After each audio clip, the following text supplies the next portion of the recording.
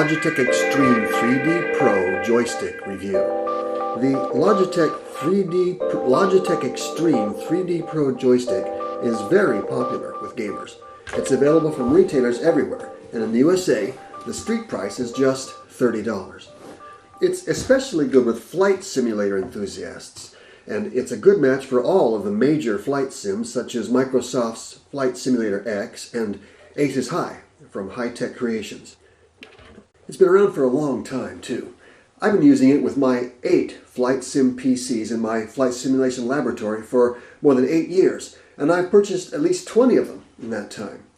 I still have 10 of those, and I've given the others away to my grandchildren.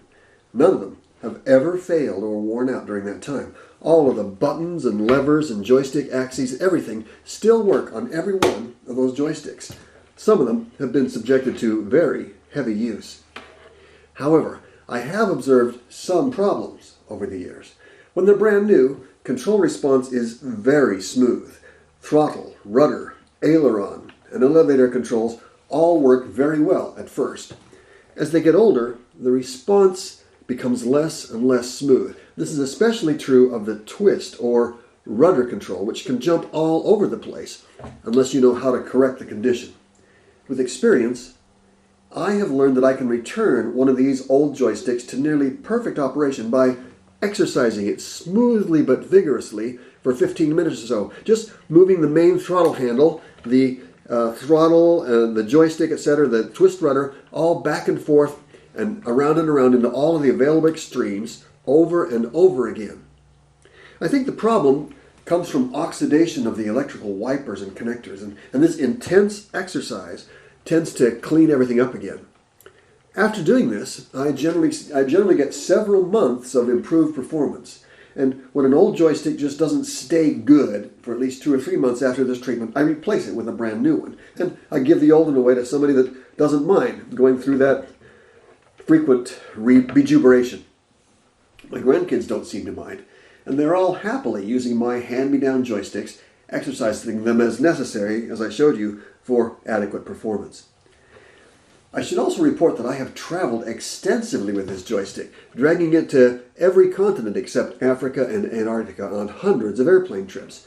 My work kept me on commercial airplanes for 20% of my life for almost 30 years, and I literally lived out of a suitcase for 6 of those years.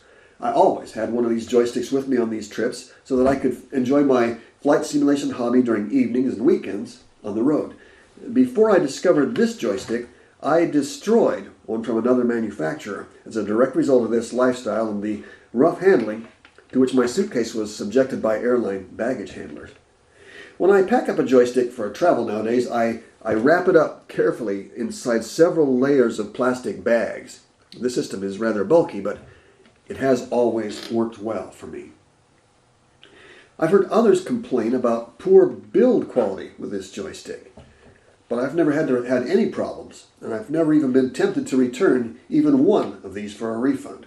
Now, your experience may vary, but in my experience, this has been just a great little joystick, and I treat it almost as if it were a long-time friend. My hands are average size for a man, and this joystick fits my right-handed paw just perfectly.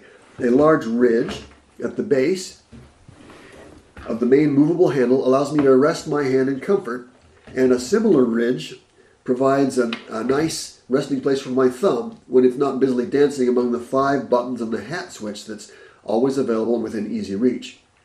Joystick motion is smooth and silent, and the range of motion seems just right, long enough for precision, but small enough to avoid bumping into my monitor.